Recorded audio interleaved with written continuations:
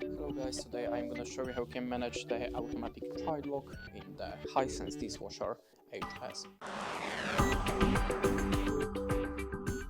In the first step we have to open settings, so hold the program and delay button together for 5 seconds. Now we are in the settings. The position number 1 is an automatic child lock. If you want to switch it on, click on the program and set the value to 101. When you turn it off, click on the program and set it to 100. To save the program, just click on the save clean function until you see the end. Then click on the program, delay start, and now we're in the menu and